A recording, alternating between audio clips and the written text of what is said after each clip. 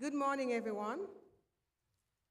I wish to welcome you to this media conference organized this morning by the People's Action Movement. We will start with a word of prayer. Our most gracious and heavenly Father, we thank you for the opportunity to see this a new day. We thank you, God, that you have brought us to this place at this time. We invite the presence of your Holy Spirit to be with us, God. And even as we come as shepherds of your flock, we pray, God, that our words would be factual and truthful. We ask you, Lord, to allow us to speak from a place of love for the people who would listen to us and the people who follow us, God. We thank you for this liberty that you've given us, so that even as an opposition, we have an opportunity to speak our truth. We pray, God, that all who listen would be blessed and inspired. And we thank you again, God, for this great opportunity in this land of St. Kitts and Nevis. Again, God, we invite the presence of your Holy Spirit this morning to be with us. And we ask these blessings in the name of Jesus, your Son, our Lord. Amen. Good morning again. My name is Laverne Keynes. I am the Public Relations Officer of the People's Action Movement. I wish to welcome you, both the media, and thank you for responding to our invitation, as well as to welcome those who are listening via our Facebook and YouTube pages, the People's Action Movement, that is Facebook and YouTube pages. I want to introduce you to the panelists this morning who are prepared to take your questions. And I want to give you the opportunity to, and especially the media, to ask questions based on the presentation that our political leader, the Honorable Sean Richards, would make, and he's sitting at the center. On his right is John L. Powell. Of course, remember John L. Powell was recently a minister of government. On John L.'s right is our chairman, Mr. Azad Gomes. And on my immediate right is the last female candidate in the last election, the lone female candidate in the last general election, that Mrs. Natasha Gray Brooks. I wish to welcome us all. We love your active engagement, even those who are online. Although this is a press conference, to the extent that it's meant to hear from the press, to the extent that we can include your questions, to the extent that we can, we would certainly seek to address those. What would happen now is that we would allow our party leader, Honorable Sean K. Richards, to make an opening presentation, after which we would invite the media to address any questions and concerns to him, as well as to any member of the panel. So I now turn it over to our political leader, Honorable Sean Richards. Good morning to everyone and welcome. 1 year and 5 days after the last general elections in the Federation of St. Kitts and Nevis, the People's Action Movement, PAM, has come today to publicly examine and discuss the performance of the present government, the Labor administration, and to award a grade that truly reflects the level of their stewardship over the past year. We deem this our patriotic duty as a responsible opposition party at the vanguard of monitoring the proper management and administration of the people's business. Governance is serious business. It is fundamentally about taking responsible action that is in the best interests of those whom you have sworn to lead and to serve. Essentially, good governance is about executing the plan, walking the talk. Our assessment of this administration's stewardship, therefore, will be based on the extent to which they have been able to deliver to the extent to which they have been able to deliver on their promises, many of which they vowed to deliver or be well on their way to delivering in their first year in office. From listening to the many ordinary citizens and residents who have spoken to us in the streets, aired their disappointments and utter frustration on the talk shows and other media platforms, those who organize in the bars at the ferry terminal and around the country over the sluggish economy, those who went over the fence to their neighbors, it is clear that from all walks of life, people's anxiety and delusion are real, and their voices of condemnation are growing louder and stronger day by day, especially those who were enticed to vote for this government in the 2022 elections. 1 year in, and the chickens have already come home to roost. We have all come to the full realization that this inept, incompetent regime does not have the wherewithal to govern. 1 year on, and they are still desperately searching for the formula on how to deliver on their own promises. Never mind the brave faces they're trying to put on in public. They know that they have fallen woefully short in just about every category on the rating scale.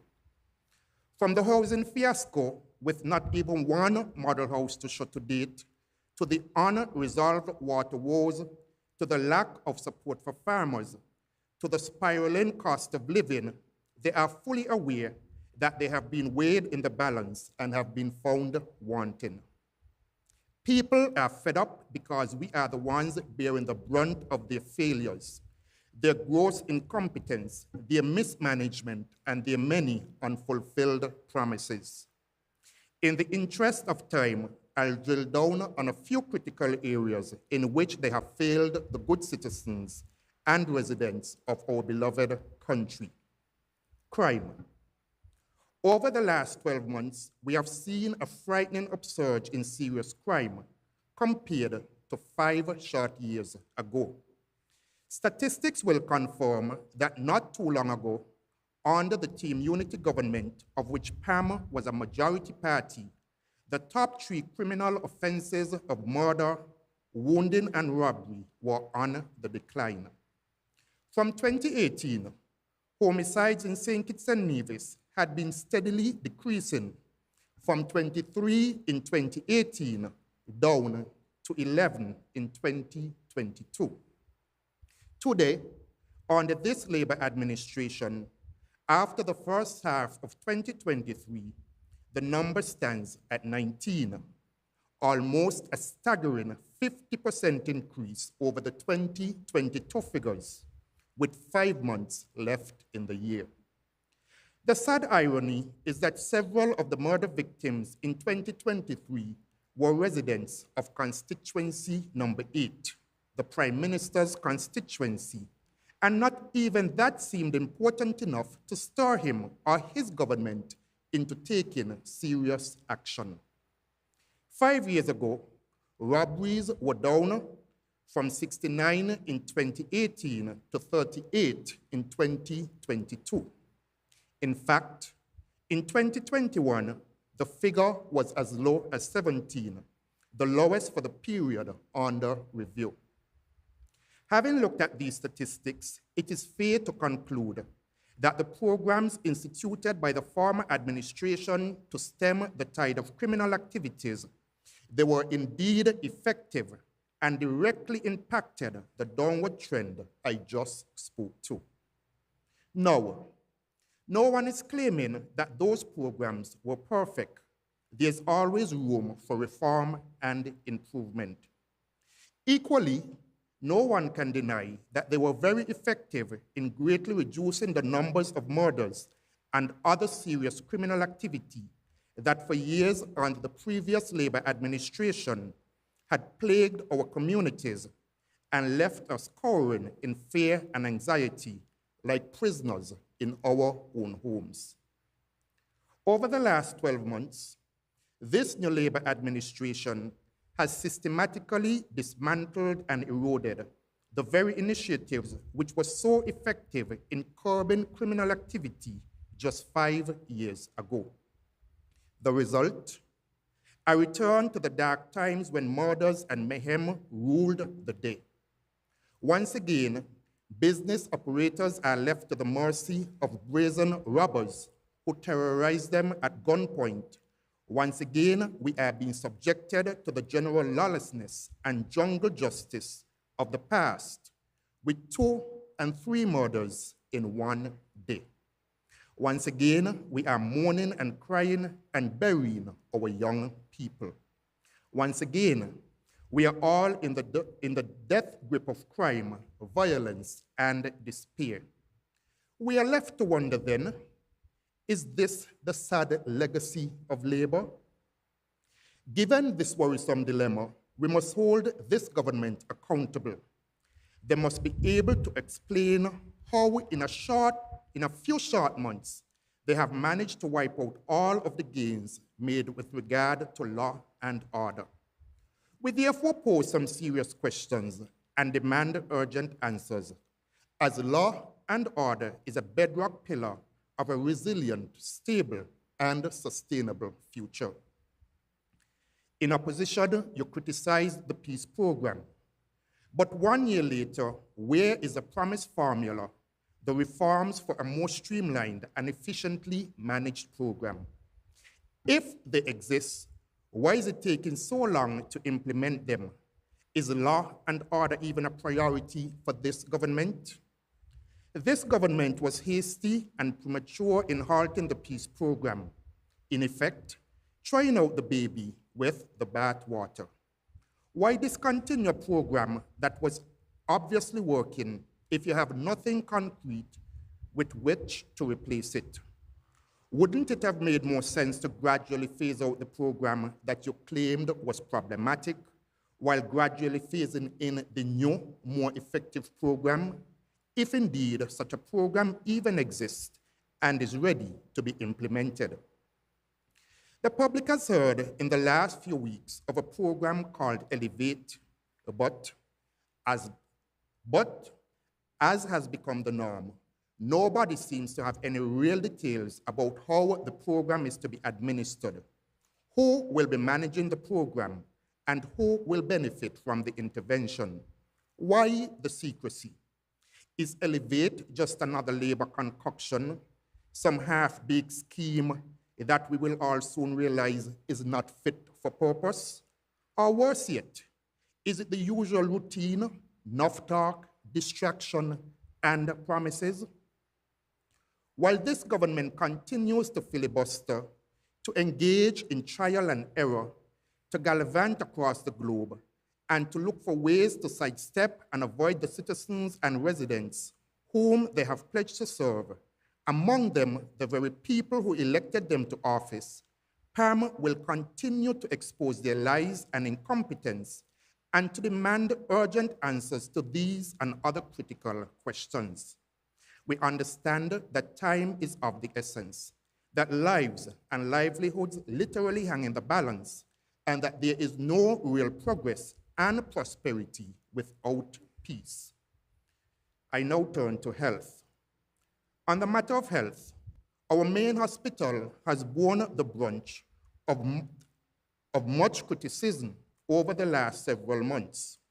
Lack of basic resources and equipment, the questionable quality of care given to patients, promotion of inexperienced personnel who are out of their depth with the management of a health institution, demoralized and underappreciated staff, to name but a few.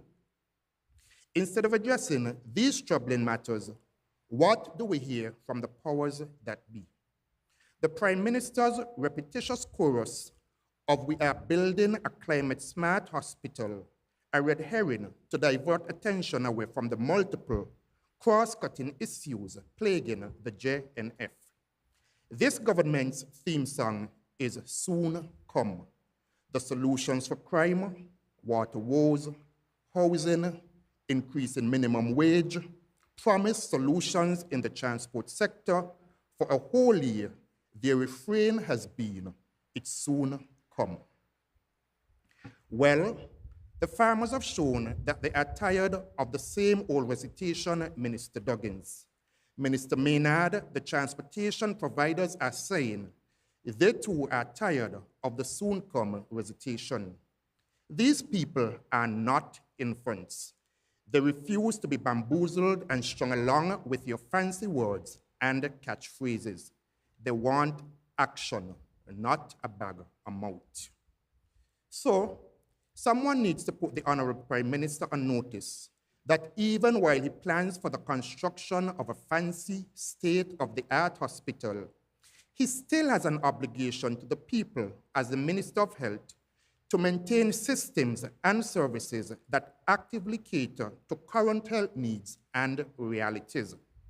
He still has to address the burning issues of the day, personal and otherwise, that are impacting healthcare delivery throughout the Federation. On that note, we have heard that this government recently acquired 50 new dialysis machines, which are said to be K94 machines. I am further informed that they are yet to be commissioned as they are outdated. Imagine PAM in Unity purchased K96 machines, and now this government is taking us back to outdated machines. Will these recently acquired K94 machines be among the equipment at the new state-of-the-art facility? My party was part of a Team Unity government which upgraded the satellite hospitals at Sandy Point and Molineux, as we deemed it important to ensure that these hospitals had the wherewithal to save lives if there were an emergency in the nearby communities. Even with the advent of a climate-smart hospital, in the interim, the JNF as well as these satellite facilities must continue to be upgraded, efficiently staffed and equipped so that patients, whether in Bastille or in communities miles away from Bastille, will continue to receive the optimal care that they deserve. We must not become so giddy and consumed with the prospect of a new hospital that we neglect our current obligations to the good and deserving people of this federation. With that in mind, I am aware that there was to be a phase 3 of the development plans by Team Unity, of which the People's Action Movement was a part, to include a new psychiatric unit, a central store, a mortuary, a pathology lab, kitchen, cafeteria, staff daycare center, ICU, a new dialysis unit, an MRI unit, isolation, infection unit, etc. Will these be some of the elements incorporated into the planned new hospital? If so, while we await the new hospital, for which no start or end date has been given, and which is likely to take at least 2 to 4 years to be fully operational, how will the government address the JNF Central Supply Storage Unit matter, specifically with items currently being stored on crates in a back room? Additionally, as mentioned earlier, to date, no start and end dates have been given for this much touted state-of-the-art health facility. We all know that the Labour government is notorious for breaking ground for big projects like the La Valley Golf Course and not delivering. Where are the designs and when will they be shared with the public, especially given the fiasco of the Trinidad housing scheme? Have or will local contractors be invited to bid? What is the long-term plan for the current Joseph Nathaniel France Hospital, named after a stalwart of your Labour Party? Will it be rehabilitated and continue to serve its original purpose? Or perhaps a satellite health facility? Or will it be completely renamed and repurposed? What of ongoing human capacity development to prepare our people to deliver the various services? Whatever the plans over the next few years, we must all be guided by the old adage which states, if you move a pig to a palace, the pig does not become a king, but the palace most definitely will become a sty. Dr. Joe, more than anyone else, should know that a hospital is much more than a fancy building equipped with climate-smart technology and modern equipment. Immediate action is therefore required now to improve the work environment at the JNF and to resolve the other pressing issues, infrastructural and otherwise, that are hampering the delivery of optimal care. Dr. Joe, the present and future of an efficient, resilient, and progressive health sector lies in your hands now. Continued promises of a climate-smart hospital will not absolve you of that sacred responsibility. 3, education. The Labour Party's manifesto of 2022 listed 5 promises to be effected in 6 months in education. They have barely scraped at 20% on those promises, with the other 80% still unfulfilled. Among them, the plan to rebuild the Bastille High School at its original site. We don't need to revisit the myriad of health challenges which were being reported by teachers and students from as far back as 2011, well before the Labour government lost office in 2015. I will focus instead on the numerous reports that should give any well-meaning and caring government cause for concern about that site. Additionally, is it true that even before the tendering process was announced for dismantling the building, a few select contractors and private citizens were granted permission to remove materials from the site to be used for construction in a number of communities? I raise these questions to highlight the double standards and hypocrisy of the St. Kitts Nevis Labour Party, who in a 2019 article titled, "Labour Party Esteem Unity Government's Process to Build the New Bastille High School a Sham," posed several questions about public consultation, conducting environmental impact assessments, EIAs, before land is cleared for construction, and the importance of a transparent tendering process. Given what we're hearing is happening at the old Bastille High School site, the shenanigans with the Trinidad housing scandal, and the recent breaking of ground for the new hospital, it seems that the St. Kitts Nevis Labour Party's tune on these governance matters has conveniently changed now that the show is on the other foot. We must ask the St. Kitts Nevis Labour Party to answer the very questions that they asked back in 2019 about insulting the intelligence of the people of this country and underestimate their ability to connect the dots and put 2 and 2 together. The St. Kitts Nevis Labour Party now needs to be reminded that universal free education at the primary and secondary levels happened in this country in 1962 and not 2002. The words of the hypocrites have now come back to haunt them. Further, I will direct Minister Hanley's attention to the following reports, which should prove instructive in filling the gaps for him and this government, namely, the ILO Decent Work Report written by Dr. Yuka Yujito, which the Labour administration held onto for 6 long months, denying that they had received it. They were eventually forced to share it with stakeholders when presented with irrefutable evidence that they had indeed received the report. The evaluation report and the chemical hygiene plan for Bastille High School prepared by Dr. Milton Whitaker.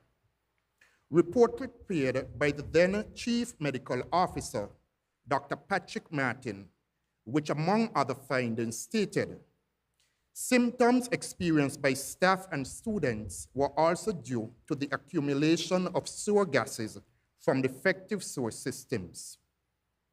I am reliably informed that long after Dr. Martin declared the school safe for occupation, students and teachers continued to report serious debilitating symptoms. Additionally, following completion of repairs, several active source systems were discovered on the premises and even in Warner Park. No one knew these source systems even existed.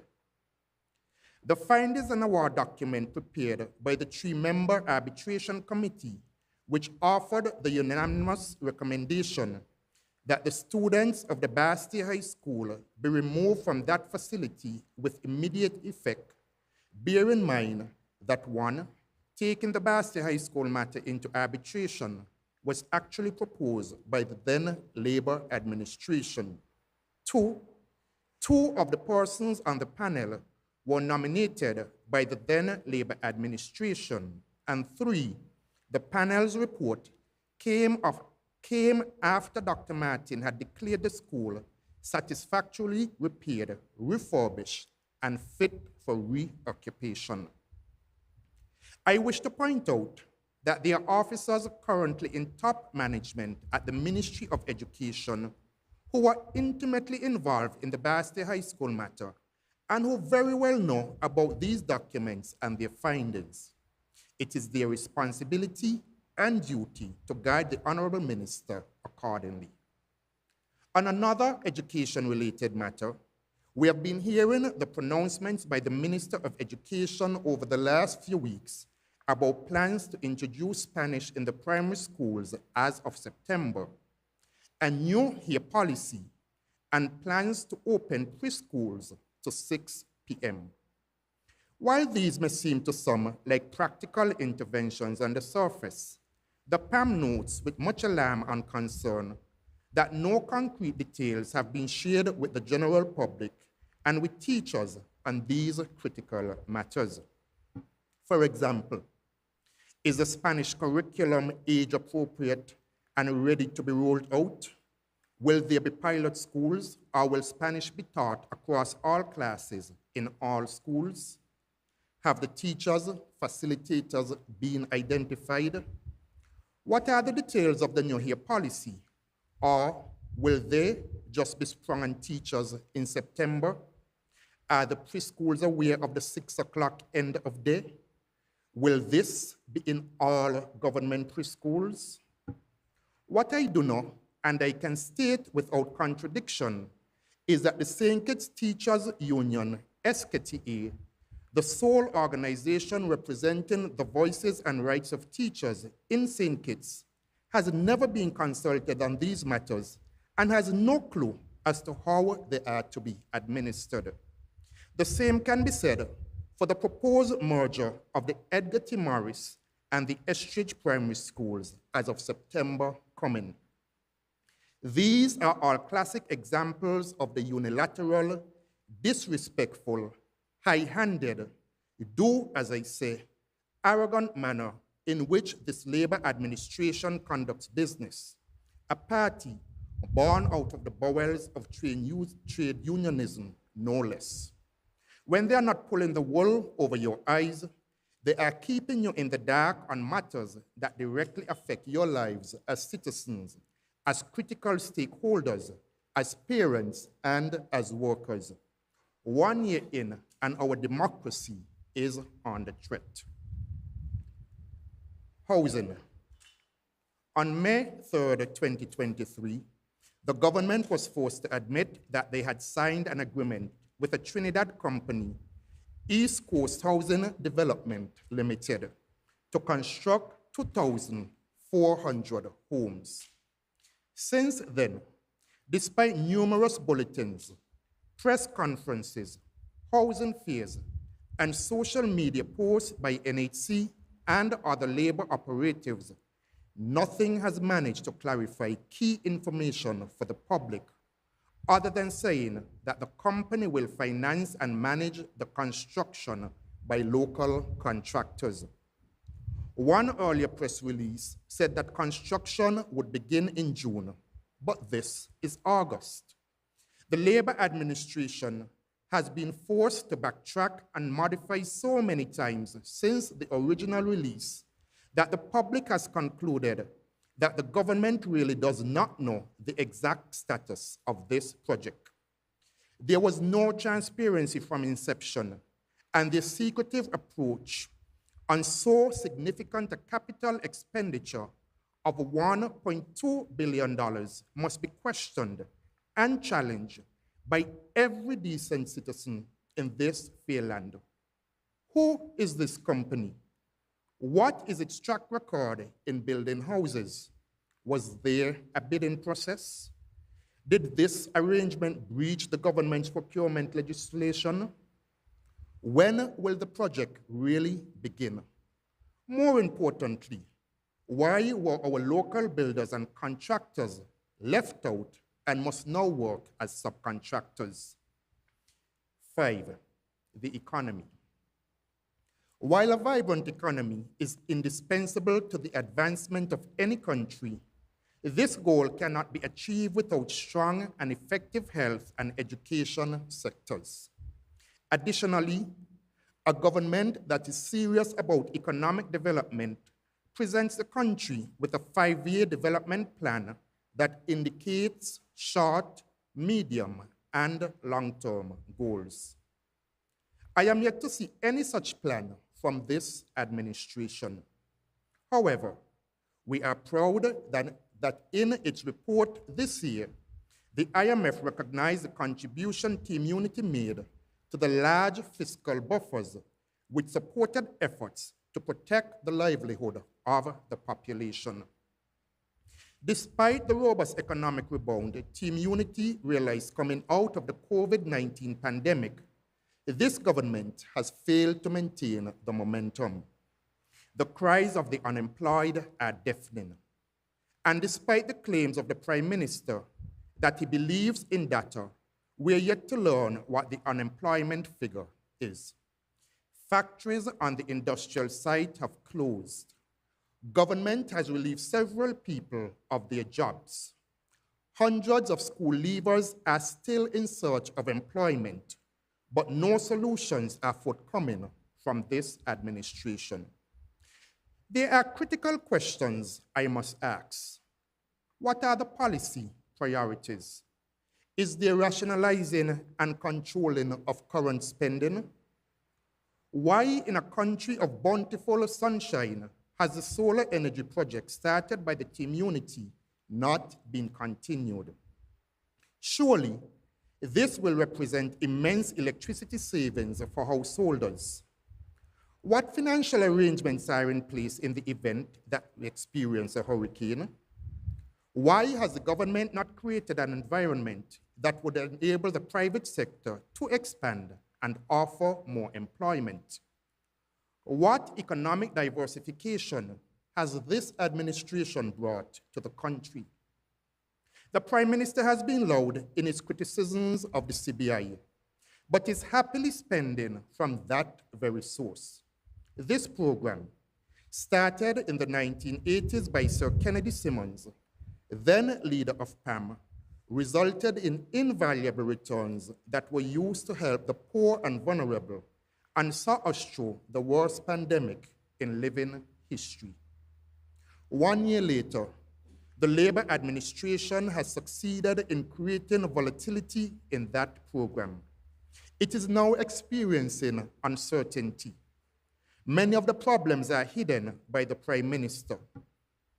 He has full information about the entire program and must come clean and stop evading questions about the sale of our passports, whether bad actors have been sold passports, and the money that is in the fund. There has to be full disclosure regarding all of the recent changes his administration made to the CBI. Furthermore, untold hardship has been created through the government's bungling efforts to streamline the Poverty Alleviation Program, PAP. Minister Philip was bold enough to admit, and I quote, we recognize that there are a number of persons who have submitted eligible applications that are still pending. This is unacceptable. I am advised that these eligible persons were removed to the program, asked to reapply, and now are left in limbo. This is heartless. In effect, the government is contributing to poverty, not alleviating it.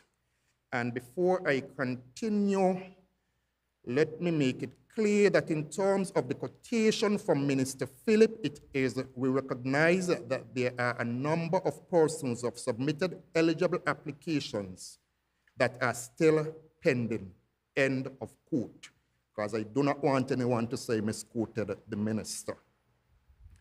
It is clear that the Labour administration campaigned hard to get power, not to govern or serve the people whom they lured into a false sense of security. As I conclude, I say to you that just 1 year in, and Labour is ghosting many of their own supporters who are taken to the traditional and social media to publicly call them out for refusing to see them or take their calls. Just 1 year in, and the bus drivers and taxi operators are voicing their outrage at Labour's mammogram and unfulfilled promises. 1 year in, and you hear the lamentation of those who were promised jobs, but who are yet to collect a wage or salary. To add insult to injury, in this guava crop, some have been unceremoniously removed from the social assistance registers. I know, and you know, and they know too, the serious hardship our relatives and friends and neighbors are enduring.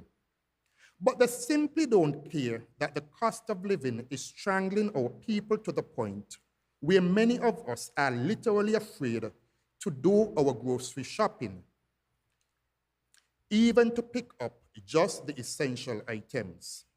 In many single-parent households, fruits and vegetables, even the local ones, have now become luxuries on the list of priorities.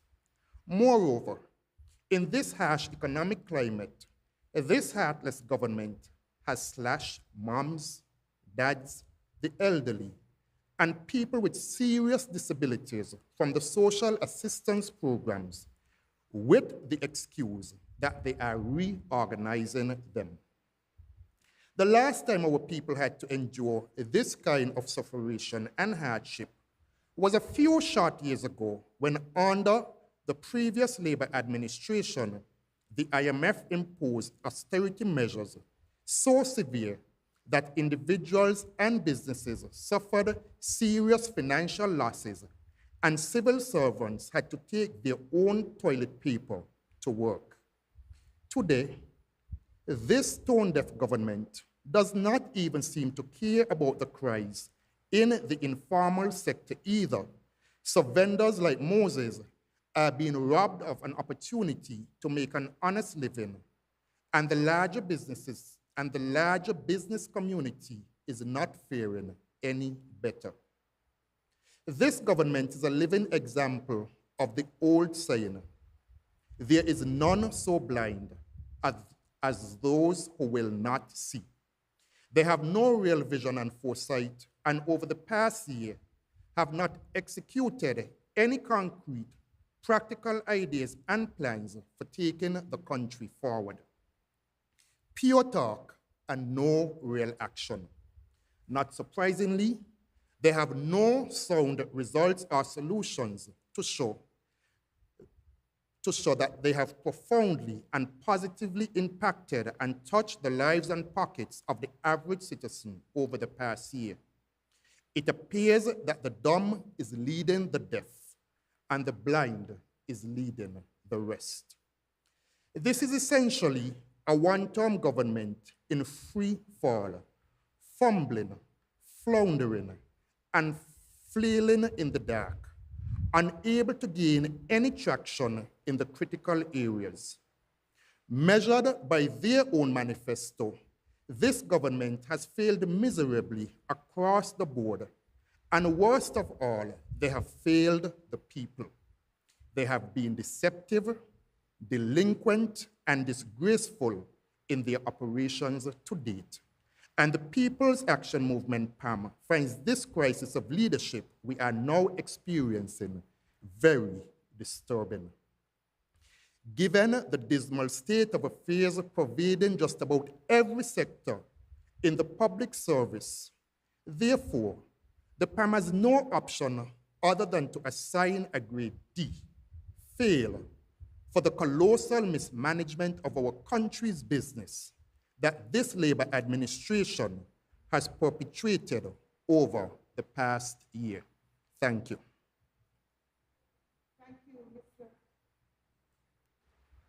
Thank you, Mr. Political Leader, Honorable Sean Richards.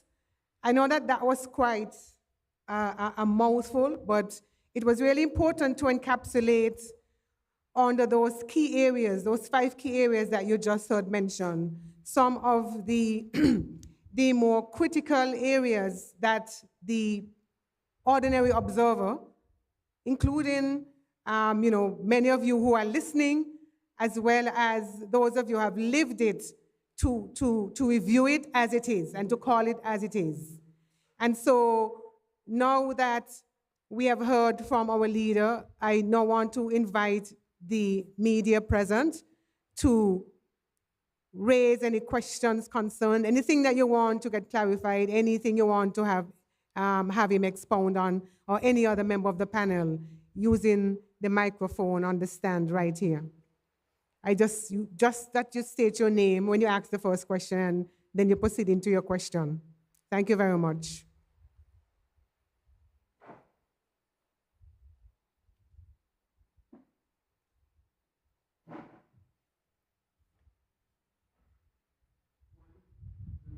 SKN News 9.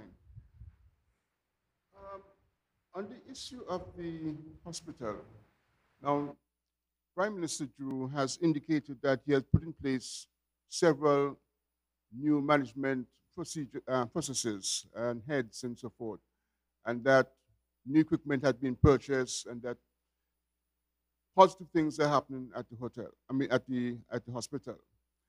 But you're contradicting that. So what are you saying, that the Prime Minister is not being truthful about what he says he's doing? Is that correct? And with regards to the economy, you have not said much about tourism, which is the mainstay of the islands, of the country's economy. You have mentioned issues about solar energy, incentives to the private sector, and so forth. Could you comment on what do you feel is the situation in tourism?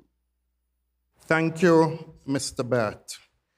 With regards to your first question regarding the JNF Hospital and healthcare, the first thing I wish to say is that when it comes to a hospital, the most important thing is the quality of care that patients are able to receive. When you go to a hospital, that is basically what you expect, quality service. When you speak to the persons who not only work within the healthcare sector, but persons who have had the opportunity to utilize the services offered by JNF, you get a totally different picture from what the Prime Minister is painting to the public. I don't expect the Prime Minister, as the Minister of Health, to come up front and say to persons that indeed the service is in need of improvement and we need to overhaul the services offered at JNF. Instead, as I stated in my remarks, he's trying us a red herring and speaking to a state-of-the-art hospital. A state-of-the-art hospital still will not remedy the critical areas if you are simply taking the same quality or lack of quality of proper service and transferring it to a new building.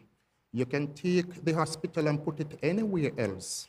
But if persons are not satisfied with the level of service, if the staff is not absolutely satisfied, you will have issues. I am sure that within recent months, you may have heard some of the complaints. You may have heard of, and it's the very first time I heard that doctors actually went on strike. And there must have been some reason or reasons as to why the doctors were forced to take that type of action. The JNF needs to be critically looked at. The persons placed in management need to be critically looked at to ensure that the people, the taxpayers, the average man and woman in this country are getting the service that they deserve at JNF. With regards to the question you would have asked relative to tourism, I will turn to Jonel to speak to that particular question. As regards tourism, we know the successes that we saw under former Minister Lindsey Grant, former leader of PAM, when in government under Team Unity. Back in 2018 and 19, I believe it was, we saw back-to-back record numbers in terms of us surpassing 1 million cruise passengers coming into St. Kitts and Nevis in a single season. We then saw COVID, but we also know that the work done under Minister Grant during that time allowed for a proper program in terms of rebuilding that tourism product we have post-COVID. That is what the current administration is operating on now. But what are the plans beyond that period? The only real advances that we've heard about in tourism seem to be airlift. We have Caribbean Airlines, which is now coming into St. Kitts and Nevis. Those negotiations started under the previous minister. We are now also being told about JetBlue coming in. But what we're not told is at what cost to the people of St. Kitts and Nevis. JetBlue is coming in, and I'm reliably informed, based on an MRG signed by the government in excess of $5 million. It's all well and good to say we have additional airlift, but at what cost? What will maintain airlift going forward is the establishment of more rooms, more overnight guests in St. Kitts and Nevis. Again, the government has had a year to speak to investors, to speak to hoteliers, to come up with some sort of a plan to entice persons to further invest into our tourism product. A year later, we've heard nothing from the government, no new projects, no new prospects, absolutely nothing. And so that is where we find ourselves in terms of tourism. We hear it from the personnel within the tourism sector, how hard things are. We know it's the off-season, but what are the prospects for the upcoming season? How are these persons supposed to maintain themselves and their commitments going forward? We have no information on that coming from the government.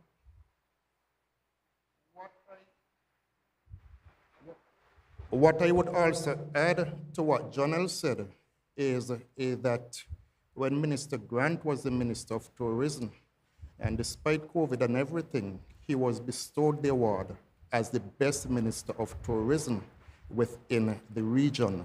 That in effect says to us that his peers saw the contribution that he made to tourism and the fact that tourism was growing by leaps and bounds in the Federation of St. Kitts and Nevis. Yes, within recent times, we have heard about the addition of new flights. And one may get the impression coming from that these flights made a decision to come into St. Kitts simply based on demand. The fact is, and which hasn't been said to the people, is that they have been given a guarantee, and it is because they have been given this particular guarantee they have chosen to come to St. Kitts and Nevis. Not necessarily that tourism is growing by such leaps and bounds, that you have that demand, and that demand is what has pushed these particular airlines to come into the Federation of St. Kitts and Nevis. You got to Port Zante currently, and you will hear the complaints of many of the merchants that it has been a slow season, and they are really hoping that the upcoming season they would fare much better than they did during the last one.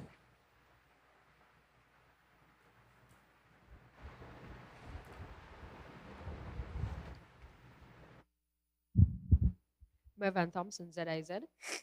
Regarding the CBI, and you mentioned volatility in the CBI recently. Prime Minister Drew made mention when he traveled to Brussels of a document that should have been signed. In effect, or let me say the way I understood it, is that the document existed before the changing of government in the election last year. Do you know of that document, and can you speak to that document? Because it seems as though it was something that should have been attended to by the former administration. Secondly, you spoke of demoralization of staff at the hospital and the service offered there. When you say service, do you mean particularly customer service and general bedside manner of the nurses and other health practitioners? Because I know of recent, there has been quite a push, and Prime Minister Drew did um, more or less admit that the service there was not the best. And there have been efforts, there have been ongoing training and customer service training by Mrs. Delcia Bradley King, if I'm recalling her name correctly. And persons in the Ministry of Health have been undergoing such sessions. So when you speak of the demoralization of staff, what situations do you speak of specifically? Also, the doctor's strike. When was that strike? When did that strike take place? Thank you for those questions. With regards to the CBI and the document that you mentioned, I am not aware of the document.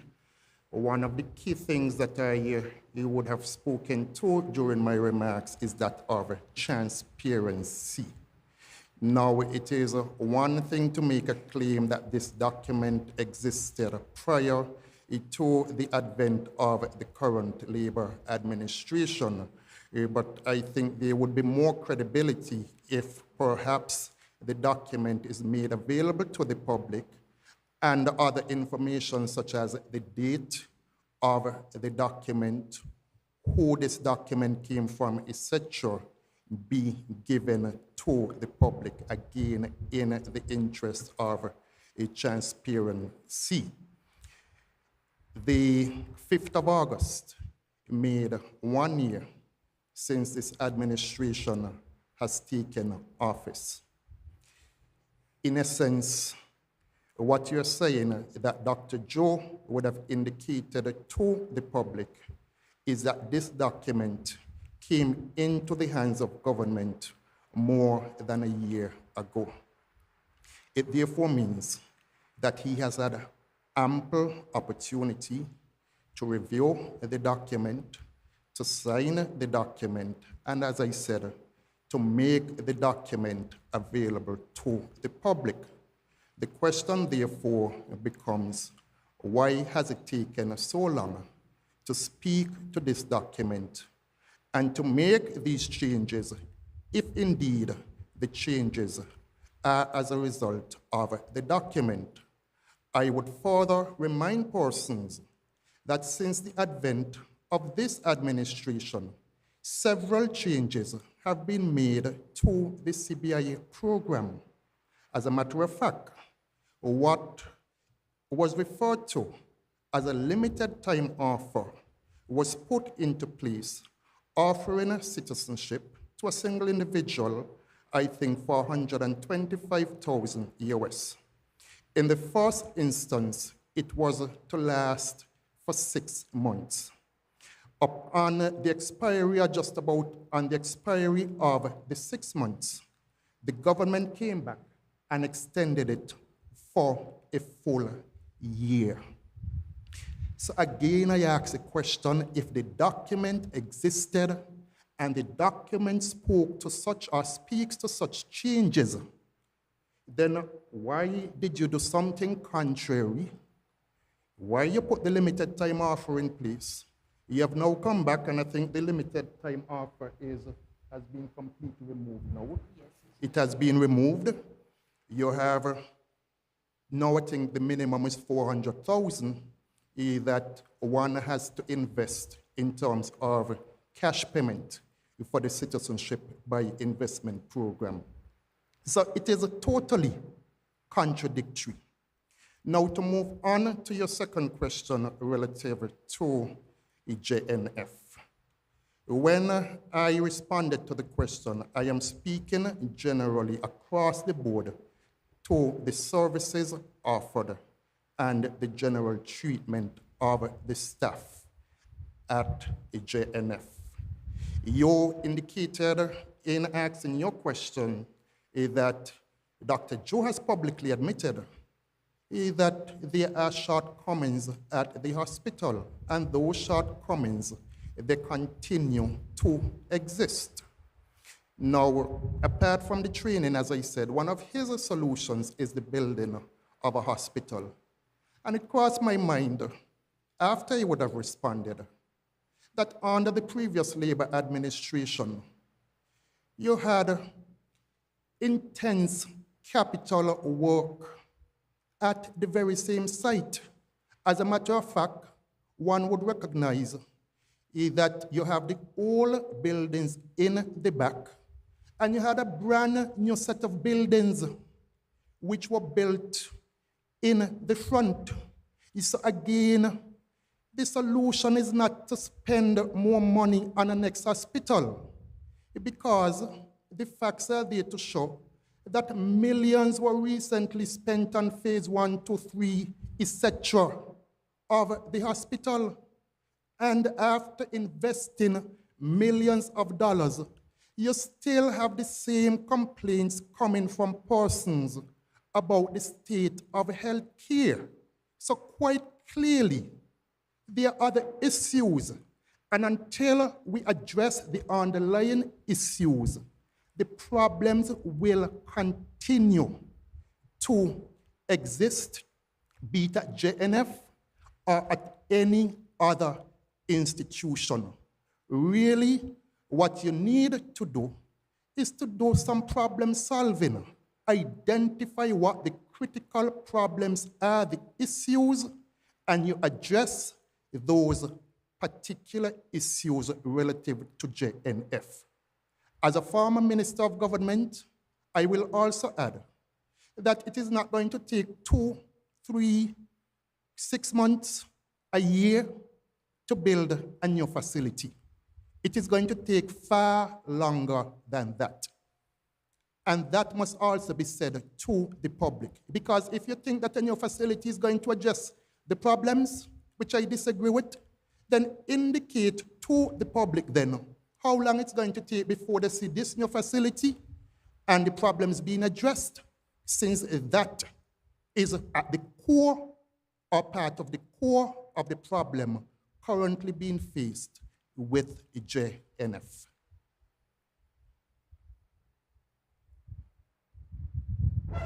I just want to add, in relation to the issue of JNF, we know from time to time people express their feelings and their experiences that they have at the hospital. And it is not just what we are saying here. The public is saying that something needs to be fixed at the hospital. The staff need to be appreciated. There has to be less micromanaging, because there have been continuous complaints of nurses being micromanaged. There have been nurses working double shift, and they're human. And so if you continue to work double shift, you don't feel appreciated, you're being micromanaged, that would affect you at some point or the other. And so the problem really is not the hospital, the building. There are a number of things that needs to be properly assessed and addressed, because it also trickles down on the patient, and patient care is something which requires compassion. And if a nurse or doctor begins to get frustrated, it may come off as they're being impatient or that they have no care or compassion for the patients. And so I think a complete assessment needs to be carried out. And until that is done, if we move from JNF to state-of-the-art hospital, some of the problems will still exist and our people will suffer as a result.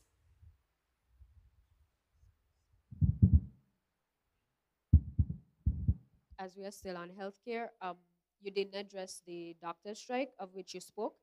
And to what you said, Mrs. Gray, the uh, the hiring of new doctors recently, would you, what is your position on that, um, in reference to the statement that you just made? And Honorable Richards, regarding solar power, I remember when you were Minister of Utilities and so forth, there was the signing and the sod turning regarding La Planche. When, before the change in government, at what point did you leave that project?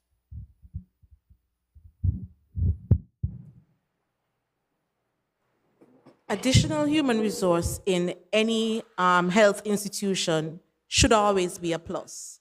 Whether or not the policies or procedures would be carried out to ensure that patient care remains as a top priority is something else. So we need to ensure that not only do we have the necessary resources to treat patients, but the know-how, the customer care is implemented. It is yet a bit early in terms of assessing whether or not these new doctors will in fact ensure that the care that ought to be meted out to the patients is going to take place. And I have no difficulty at all to say that there's something wrong, or I would say that it's a good thing to have new doctors, but carrying out the care is a different thing. Ensuring that nurses are not micromanaged is something else, because there are currently nurses who are planning to leave in September. And so whilst you have an addition of new doctors, you'll be losing nurses. So that will still be a problem because the hospital will be understaffed. The strike that I spoke to would have taken some time during March, in early March of this year. There was a particular evening when you had the doctors at both JNF and Paxson being a no-show.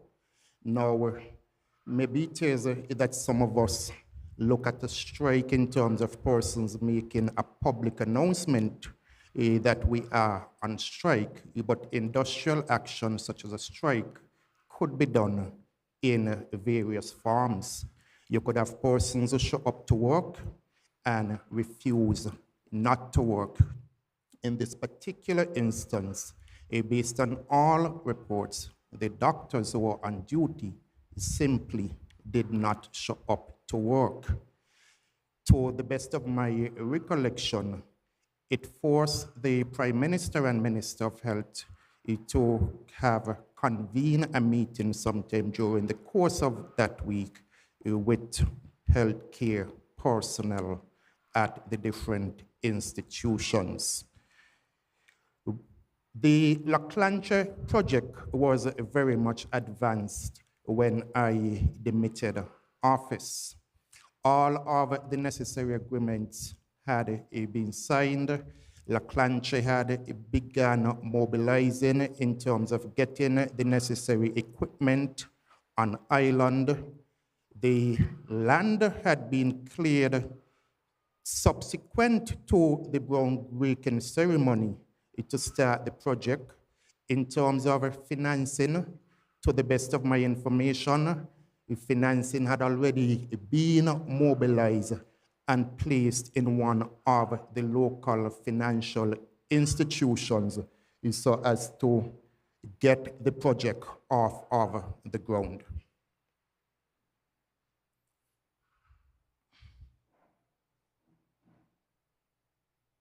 just to follow up on the JNF issue again. The Prime Minister had, on several occasions, said that he is following a path that will lead to the accreditation of the JNF hospital, and that will be completed before the move into the new hospital that he's speaking of. Wouldn't an accreditation process result in the positive things that you say that you want to see happen in JNF?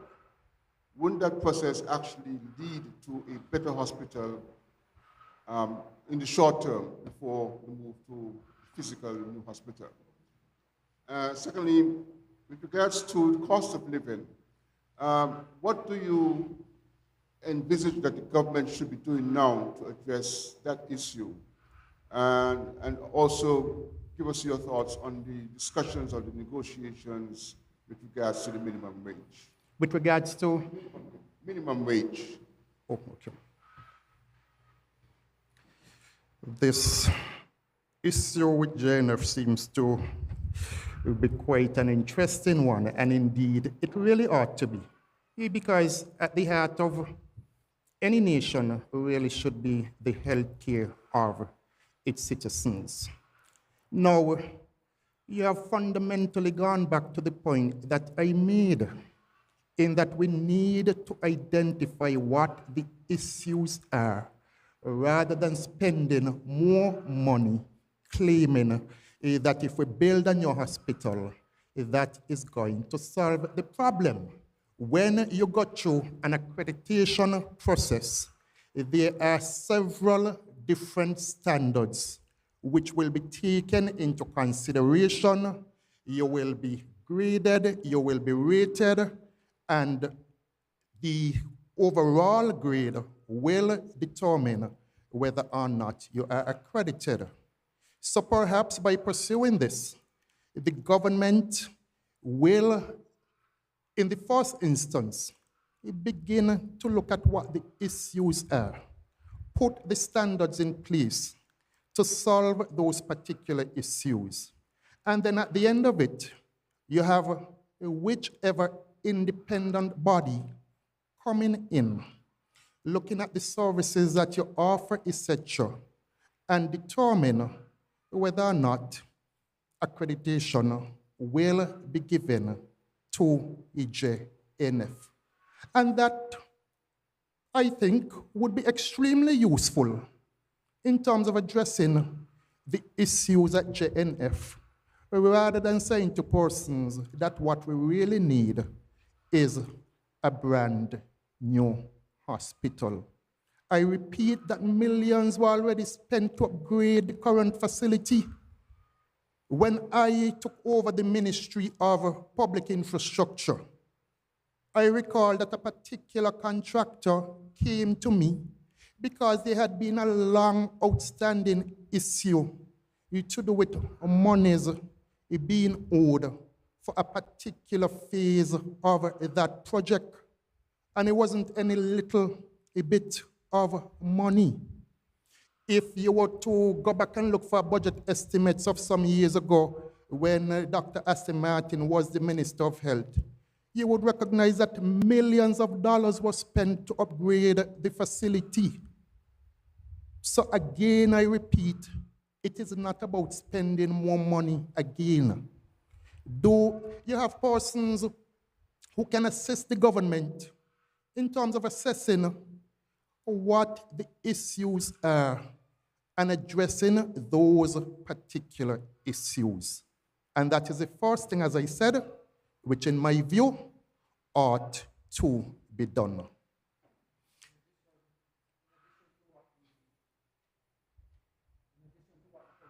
Leader has indicated, in addition to what the political leader has indicated, I think that what is the underlying issue is one of transparency, ensuring that when talk is made about certain things being done, that the government, the Labour administration, is as transparent as possible.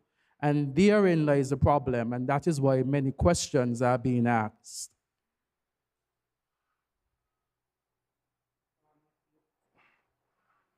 On your question pertaining to the cost of living, certainly when a government embarks upon looking at the cost of living and minimum wage in particular, it is going to take extensive discussions with all of the different stakeholders. There are different reasons as to why it's going to take extensive discussions. At the end of the day, one has to ensure that the businesses are able to carry the increased minimum wage. If the businesses are not able to carry the increased minimum wage, you might very well see a further increase in the cost of living. If I have to pay a particular minimum wage and it has become unbearable, the first thing that I might look to do is to increase the cost of the goods or the services that I am providing. It therefore means that if I increase the cost of the goods and the services, that my customers, my clients, would have to pay extra for the cost of those goods or services. Secondly, one of the other effects could be that in an attempt to be able to pay my staff, I may very well have to reduce the staff that I currently have in order to be able to afford the increase in the minimum wage. So it really needs extensive discussions with business owners and all of the other stakeholders so that that correct balance can be found in terms of what the minimum wage ought to be. Of course, we fully understand that the minimum wage has been at that particular level for several years now, and the cost of living has increased for persons. So how do you find that balance in terms of being able to get people to afford the minimum wage? Now, I can go into a number of other discussions coming out of that, because there are other ways in which a government is able to decrease the cost of doing business. And there are other ways in which the government can cushion the effects of the cost of living for the regular man and woman.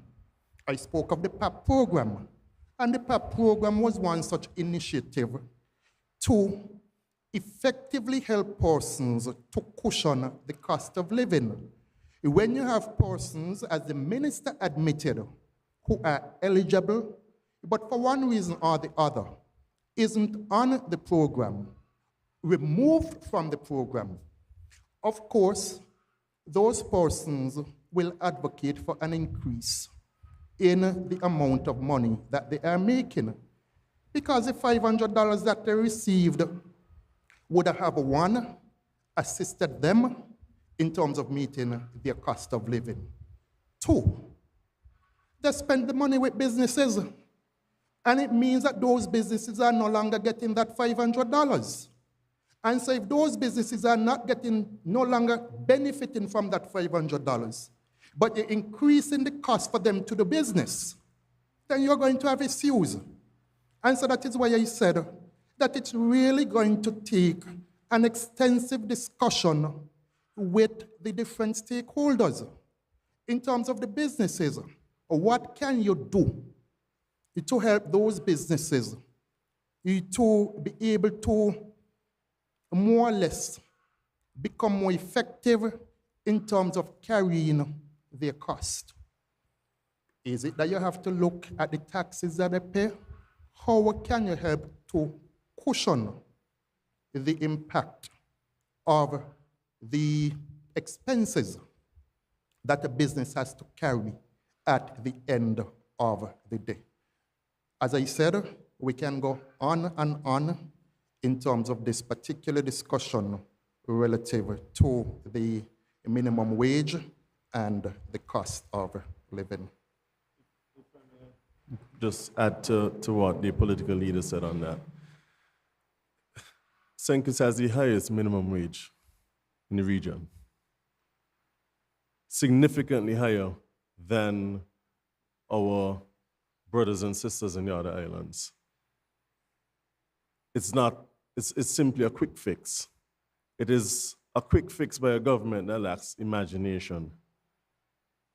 There are other ways that a creative government would generate activity, economic activity, to counteract the cost and increase cost of living. We know that this is possible because PAM in government did it in the 1980s when we removed personal income tax. We immediately saw a bounce in the economy which lasted for decades to come. So there are ways that this administration could do it. They promised in the manifesto in the lead to the last election that they will reduce VAT from 17% to 13%. Well, they've had a year to do it and they haven't done it. Now, some may say, well, it's difficult to do that because it's a loss in revenue for the government. And so they now will have high expenses because they're going to be paying an increased wage bill in terms of carrying up the minimum wage. So I say that to say, if the government had any foresight, if they were getting advice from the right people, they would have been able to come up with real plans to stimulate the economy, to ensure that there's money circulating in the economy so that people could benefit with more than just minimum wage. Because if you're not on minimum wage, what happens to those who are just above but still feeling the pressure? It makes no difference to them. And these are the things that we need a government to do. We saw how the former administration, of which PAM was a part of, after COVID, there were so many initiatives that we came out where we were able to assist people in weathering that COVID storm much better than anybody else in the Caribbean and Latin America. The stats show that. So, you know, rather than just changing the names of programs and kicking people off of programs like the PAP, they really need to sit down and think about stimulating the economy, encouraging investment, and those are things that will cut the cost of living.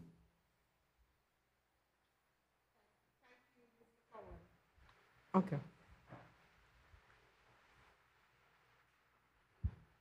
I think this will be my final question. Elevate, the peace program to now elevate. You spoke of it. You spoke of transparency, you spoke of mismanagement, and so forth. Having knowledge of the program under the former administration and the results of that program, just how was that program run if this one is being mismanaged and there's no transparency about it and so forth? Just for, to compare and contrast, I guess, in essence, the results that would amount from the former program to what is envisioned by the new program. Your question is an extremely interesting question because I made it abundantly clear in my presentation that absolutely no information has been shared with the public about the Elevate program. I can't say to you who is in charge of the program. I don't know how the program is being administered. I don't know who the program is targeting. I don't know the beneficiaries of the program. In a sense, apart from hearing of the program, again, there is that lack of transparency whereby the public has been given no information except to say that this program is replacing the peace program. Now, to speak to the peace program, I also said that there isn't any program which is perfect. And if it is, that you have criticisms of the program, then let us examine the program, determine where the changes ought to have been made to make the program a better one, and address them accordingly. The facts don't lie, and the facts are there for all to see, is that you had a drastic reduction, especially in murders under the peace program. Whether it is you want to look at the figures for last year, the last year that PAM would have been in office as part of the Team Unity administration, when you had, I think it was 11 murders. You had a total of 11 murders for the entire year of 2022. And if I had a little bit more time, I would be able to go and find the statistics for the previous years when the peace program existed, so that one can actually get a clearer picture as to the number of murders that you had in the different years. So we can speak to what the facts were in terms of the decrease in crime under the peace program. One of the criticisms I heard is that in other territories where this program was implemented, that it only worked for a brief period of time, and then you had an upsurge in criminal activities. And I've asked the question over and over again. You came into office almost a year ago. You claim that this is the experience. You claim that this is the experience coming from other territories. But yet, you put nothing in place to negate against this happening, since based on history, this is what the history has shown in other territories. You wait until there is an upsurge as you claim you expected, and then you come with a program by the name of Elevate, and up until now, no one can really give you any basic information about this program. It says to me that in terms of crime being a priority for you, it is not, because your actions to date have clearly shown that it is not a priority for you.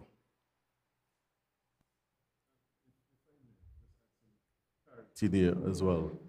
Just for clarification, the upsurge that we saw in serious crime here in St. Kitts and Nevis took place after the new government had dismantled the peace program.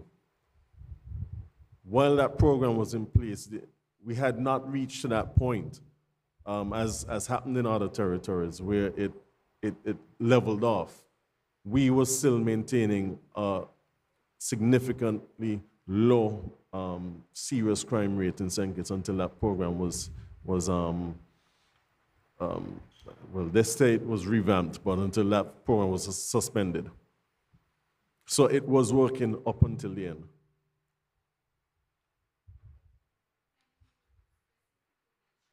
Who managed the peace program and the funds that were being distributed? Because over both administrations, we have, the public that is, has always had this back and forth in terms of the number of persons, the funds that were going into it. There was denial of the peace program, then there was acceptance of the peace program being in effect. That was not the name of it. It was always something that was pressed down and taken up as at will, more or less. I think that's it. You see, the problem is when we play politics with these things and we don't stop and look at the facts. The reality is, as Sean indicated, no program is perfect. But the peace program was able to achieve what we wanted it to, one of the main goals was, which was to reduce the rate of serious crime. Now, we as a party, and two of us as ministers of government, members of the cabinet, walked away from Team Unity because of the same thing that we're criticizing now, lack of transparency and mismanagement. When we were in government and we realized that the then Prime Minister was doing what he was doing in terms of had farmed out the administration of the program to the development bank, had inflated the numbers. We did not have the type of transparency that we demanded then and continue to demand now. And we criticized then. So what was wrong then can't be right now. We criticized when we were in government how one of our partners was managing or mismanaging the program. And we question what is happening under the current government now as well. We have been consistent in that we consistently expect certain levels in freedom of information, of transparency, a certain standard for our people. And well, yes, there were issues with the peace program that could have very easily been addressed. It was simply suspended and rested to the side, and then you come and you give us a new, what I assume is an acronym, and we don't know what it means. I mean, Sean has gone through it already. I said earlier, and I now have the statistics in front of me. The last person who I know was in charge of the peace program is Coyote Sutton. He, to the best of my knowledge, was the director of the peace program. It came into existence in 2019, and I happen to know quite a bit about the program because of research, some research that I'm currently doing, and it surrounds the peace program. So I'm getting more and more information on it. If I go back to 2015, when Team Unity came into office, we had 29 murders. In 2016, we recorded 32. In 2017 and 2018, we saw 23 murders for each of those years. In 2019, when the program was introduced, the number of murders was reduced to 12. 12.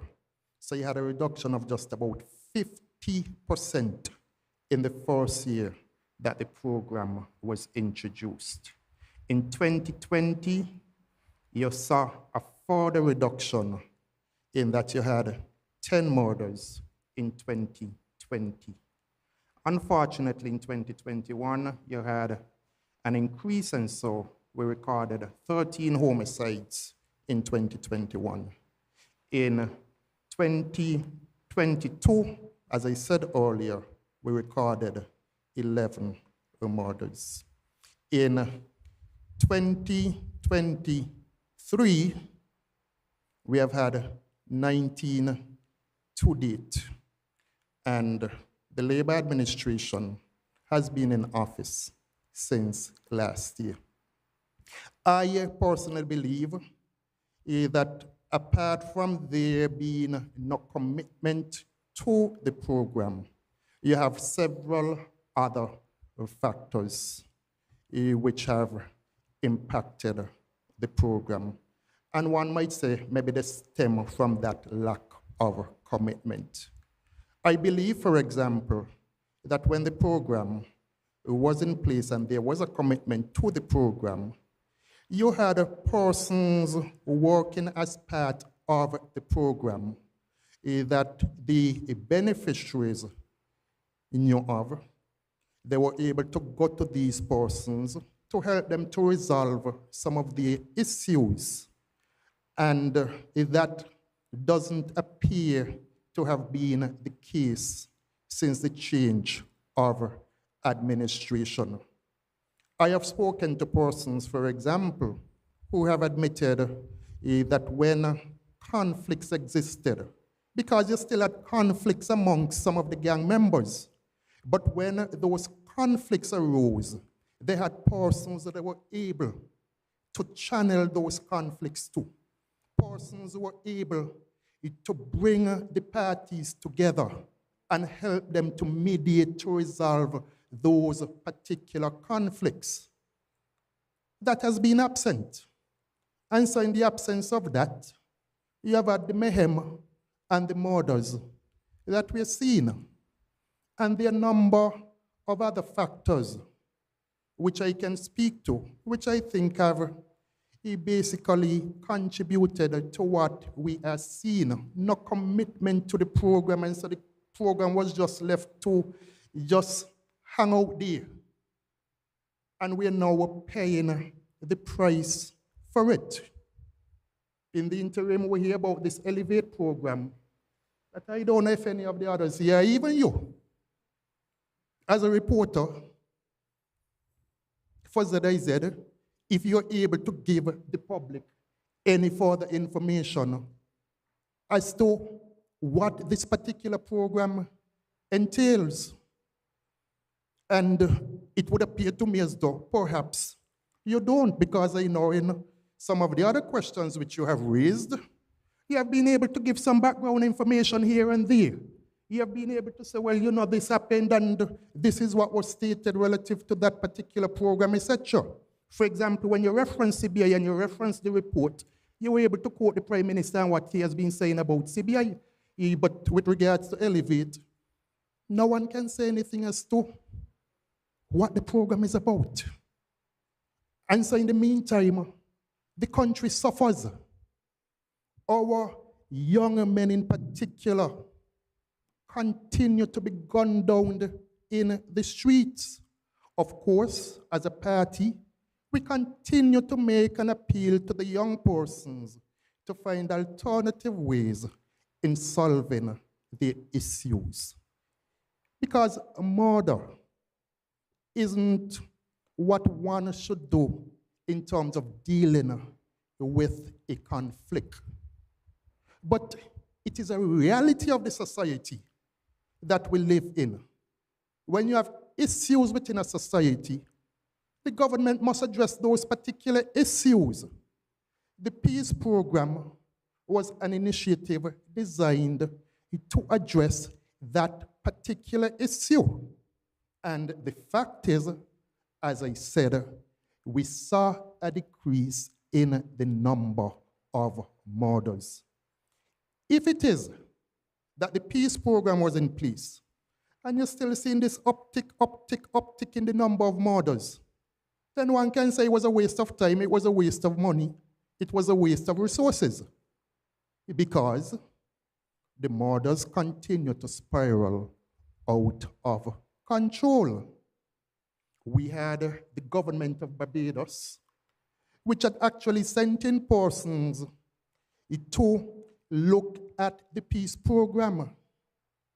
The reality would also reflect that it was the very same persons involved in the program who said they were tired of the gang violence and said to the government that we want a program, something that would help us to deal with the issues that we are facing. It was driven by those persons. And if you go and you do the research, you will find all of that information. It was driven by those persons. The citizens, those involved asked for it, and the government responded accordingly. It is important that when you have these programs, you have a buy-in from the stakeholders. And that is why I made the important point about consultation, engaging the stakeholders, engaging the citizens. Because once they engage, they feel part of it, they help you to shape the solutions. And because they help to shape those particular solutions, they have more of an incentive. They are motivated to ensure that it works. as to where this Elevate program has come from? I don't know. You don't know. A few persons maybe sitting down in an office in government might know. But what about that important group of persons? Even if you say that the peace program wasn't working, then call them in and find out from them what about it they liked, what about it they didn't like, how it can be improved, etc. And then, as I said earlier, you make the corrections, you fashion it accordingly, and you move forward. That has been lacking like so many other things, whether it is to do with the changes which are supposed to be made for the upcoming school year, the smart hospital, so many other things. No discussion with the people. Teachers union don't know these things which are supposed to be happening within the schools. And then you expect the teachers to buy into it. You expect it to be managed efficiently by the very same people that you don't have a discussion with about it. That might have been the way of doing things in the past. But the research would show you that you need to do things differently. Get the buy-in of persons, and you would be surprised with the results. Leader, if you could just give me 1 second, Mr. Bad. We did say at the beginning that we would try to accommodate at least one question or concern from the people who are listening. And yes, this is a media conference, but sometimes we have to accommodate the tamantry media. So there's a question that I want Mr. Powell to address. You being the last Minister of Education, and the person was asking if we are aware of whether there was a bidding process for the contractors of the Bastia High School, and whether we know what has become of all those people who had fallen ill, given that the plan seemed to be heading right back to that same place that had so many issues. So whether we are aware if there was a bidding process for the contractors of the new school, and if we have followed up with, the outcome of those people who had fallen ill. I think I got it right, I hope. Well, it's a bit difficult for me to speak to them reverting to the old site. As far as I'm aware, I've not heard or know of any bidding process or tendering process that took place. I am aware that there were workers or are workers who were taken onto that site to do whatever work it is they're doing there, and did show symptoms that were consistent with the symptoms that students and teachers experienced all those years ago, which was why we had to move away from that site. Again, the lack of transparency in this particular administration raises these questions and these doubts. So we know something is happening up there, but we don't know what it is. As I said, there was no proper tendering process.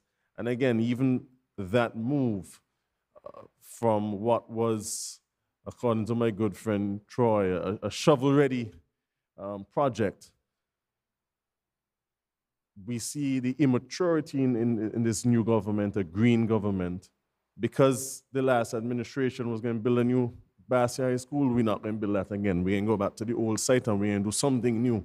So all the time, the effort, the money, the resources that were invested into the new project have gone for naught. For us to start over and spend more time, more money, more investment into another project, having lost the first one. In an economy which is so hard, where things are so hard, and from big business to the small man on the street balling, the person in the corner shop balling, we know construction drives an economy. There is no major construction project happening in St. Kitts right now. The Bastia High School would have done a lot for business, for employment, for the community, for small businesses in the Newtown area. And it shows the political immaturity. Similarly with the peace program, the former administration started the peace program, so you know what, we don't want that, we're gonna come with something else. Murder rate goes up. We just continue to see this consistent immaturity coming out of the government, and that explains the D rating that they received.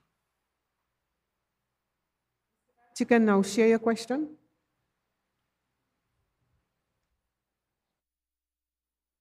I'd like to go to the CBI program once again. Recently, there were a suite of legislation passed in the National Assembly with regards to the CBI. Do you believe that together they will address such issues that were affecting the CBI program in the past, where, for example, an investor might say that we cannot continue a project because it is not of a high quality, because the investors were basically paying into the program very small amounts of money to get their citizenship. And what is needed by some of these projects were the official, or at the minimum, the official rate at which the original CBI program was started at 400-something thousand. So I want to find out from your perspective, if you think that what has been done by the new administration would positively affect the outcome of CBI investment in the country, CBI-oriented investment. And lastly, my last question, as a party, as a political party, have you fundamentally addressed the issue of the performance in the last election as to why there was such a drop-off in support that, that came to the party in the last general election? And what actions have been taken since then to begin the rebuilding process in preparation for the next election?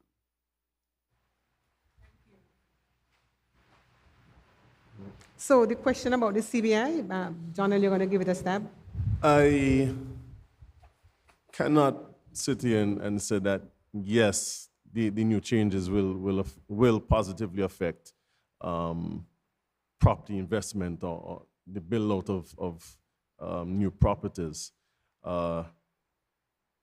Based on the changes that I have seen, the cost to invest, because I agree, I don't like to say sell passports, but the cost to invest in the country to get citizenship and a passport has increased. It is now more difficult for someone who's interested in investing for citizenship to do so. The real question is why. We know that the government, along with the other governments, met with the EU. I think they met with, they had a meeting at the recent OECS heads meeting here and then again in Brussels with the EU. We know that St. Kitts and Nevis has come onto the block first in terms of making changes based on those discussions. But what were the discussions about? What fueled these changes, and why did St. Kitts, why did St. Kitts have to rush out so quickly? Was it efficiency, or are there significant problems taking place within our CBI that has not been explained to the people, as Sean says, to the partners, and so I believe those are the questions that need to be answered for us to really have a true insight as to where our program goes. We know it's not only based on us. We are now lumped into a group with the other OECS countries, but what about St. Kitts and Nevis? Again, you look at the board of governors that has been put in place to oversee the CBI program, and it's consistent with the type of improper or inappropriate appointments that we've seen throughout the government sector and the statutory corporations under this administration. When you look at the Board of Governors, you question what experience do they have, what knowledge do they have in the CBI, what are they bringing into the table, how can they take us forward? Again, square pegs in round holes, and so you will see those slippages. Mr. Political Leader, I want you to just address quickly the last question that Mr. Bad touched on. It had to do with if there's been any study, any review, any research on the cause of the fall off of the numbers of the party for the last election and how we are preparing to rebound. Once you would have done that, I am going to ask, starting with the chairman Azad on my far right, to give a 1 minute wrap, and then we'll come up, skip over you, Mr. Political Leader, then come to Mrs. Gray, and then we'll go back to you to give the final wrap up. Thank you. Indeed, the party has been looking at the fall off coming out of the last general elections and making several efforts to address that. We have had several different meetings, be it at the executive level, the council level, with constituencies, amongst candidates, with campaign managers, with strategists, etc. And coming out of those meetings, we have identified several different issues that we are currently addressing. Some, of course, will take a longer time to address than others, but we gave the public the full assurance that we are moving in the right direction in terms of taking the People's Action Movement back into government. We continue to invite those who, for one reason or the other, may have not supported the party last election to come back. We welcome you back. We welcome your ideas. We welcome your suggestions. We are an inclusive party, and we are here to serve the people of St. Kitts and Nevis. I think the press conference today is a demonstration of the fact that we are moving in the right direction. We have come to address some of the critical issues affecting not just PAM supporters, but the citizens of St. Kitts and Nevis. And that is what a responsible political party does. So this is indeed part of that process. Part of the process is engaging the public, speaking to the public. So you will be seeing more of this, and you'll be seeing other activities in the different constituencies as time goes by. We recognize, for example, that we need to put some new candidates in place. And so even in terms of candidate selection process, etc., we're looking at all of those things. Yes, as the political leader indicated, a number of steps have already been undertaken, such as this today. In fact, we have a calendar of events for independence to celebrate with the party.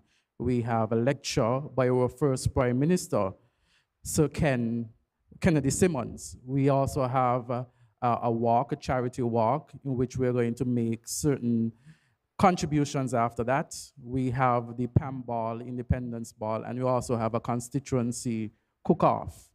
I want to say thank you to everyone who came, and of course, we have examined the performance of the Labour administration going through its manifesto.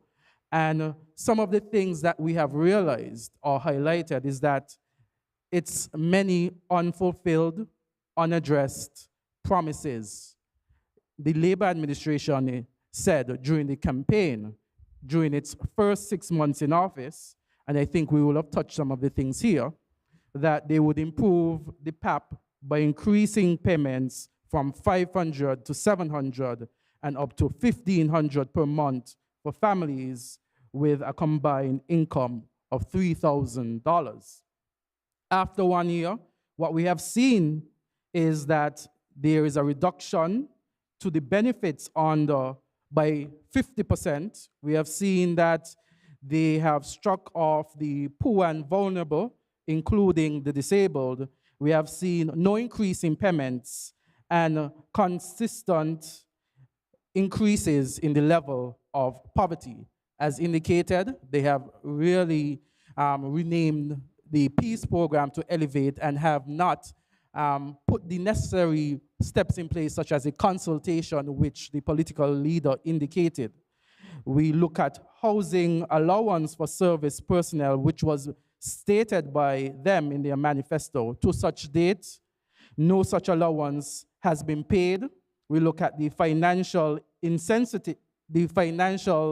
incentives for alarm systems, solar panels, and water catchment. No known financial incentives provided by to any of these. And so when we look at the performances, even listing those, someone mentioned to me that we have missed a lot. In fact, if we were to go through the list of promises, you'll realize that over 50%, if not more, have not been fulfilled. And so upon grading the Labour Party, we have given them a grade D, as the political leader has indicated, and D is for delinquent, disrespectful, disgraceful.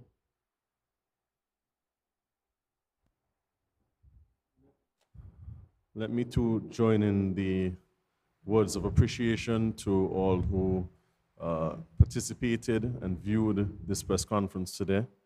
This shows that PAM is still here, and here not just for the sake of being here, but here doing a proper critical analysis of a government that has been found wanting, and not just criticizing it, but providing solutions. We have provided solutions.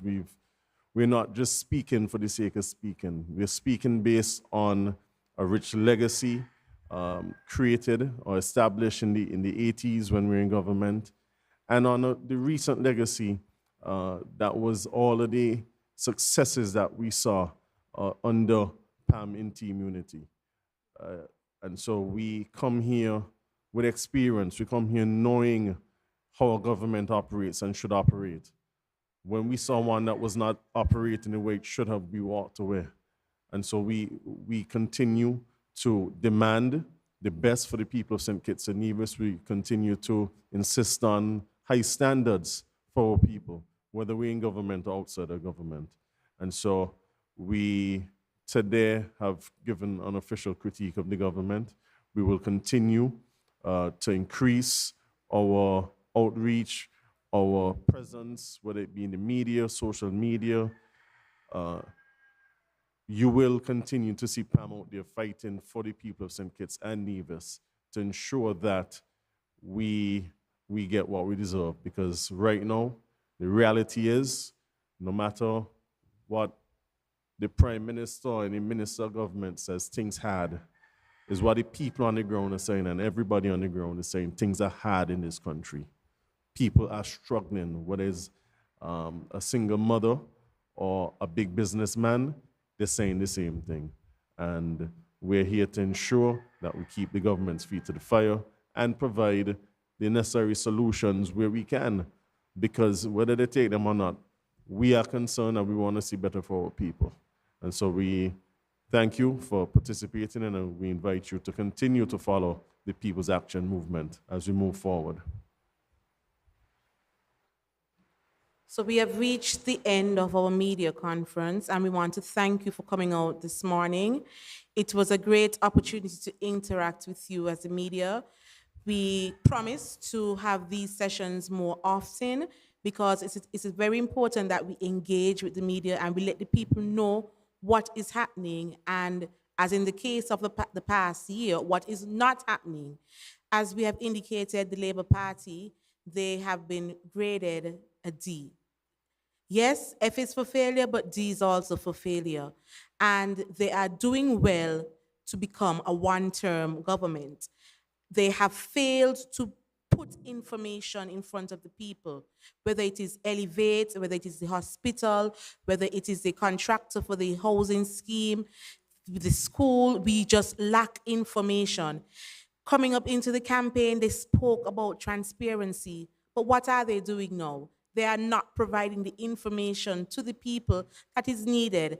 And these are the people that they ask to vote for them. These are the people that they want to vote for them again. And if it is, they are not being forthright with you, then there are consequences. We look at the economy, it is stagnant. We have been in PAC. Nothing is happening. People are crying. The construction environment, it is at an all-time low. People just don't know what is the next move because there is no money in the pocket, there is no boost in the economy, and our people are crying. The cost of living has escalated. We cannot continue to live like this. We will ensure that we keep Labour's feet to the fire, and we will ensure that we call them out because we are the only alternative. The People's Action Movement has always been people-centered. And once you put people at the forefront, things would be different. And so we continue to ask you to be with us, engage us. Whenever we have the events, we want you to ensure that you ask the hard questions because that is what we are here for. We are supposed to be able to account to you. And so we thank all of you today, those who are here, those who are listening via our social media platforms. And we just want to let you know that whole faith, the People's Action Movement, will be the solution to all the problems that we are encountering now. Thank you. Peter? I too take the opportunity to say thanks to the media for turning out to this press conference and also to all of the persons who would have tuned in. The People's Action Movement has always said we are about putting people first. Indeed, when we look at what is happening in this country, we are not convinced that the people of this country are being placed first. We have therefore come to the people to let the people know what is happening, to share our view, and some, quite rightly so, may not agree with us. But this is what democracy is all about. As a responsible opposition party, we have looked at the issues and we have given our views on the issues. The government has a responsibility to look after the people. When you look at what is happening with law and order, we can clearly see that it is spiraling out of control and there is no solution to the issue. The government continues to simply give persons the recitation soon to come, soon to come, soon to come, and the people continue to wait on the soon to come, soon to come, soon to come. I recall a few months ago, there was a press conference. They said houses soon to come. Construction of the hospital soon to come. Every single thing is soon to come. I don't know what is this government's definition of soon, but certainly after 1 year, persons continue to wait. We are approaching the end of August. It means that 2/3 of the year already passed. Unlike last year when perhaps you could have made the argument that you inherited a budget, you inherited policies, plans from the former administration, you certainly cannot make that argument this year. You have put your own budget in place. You have had a manifesto in which you promise persons a number of things. As Azad said, we could have spoken to many more of those things. The price for gasoline, which should have been capped almost immediately upon coming into office, we're still waiting for it to cap.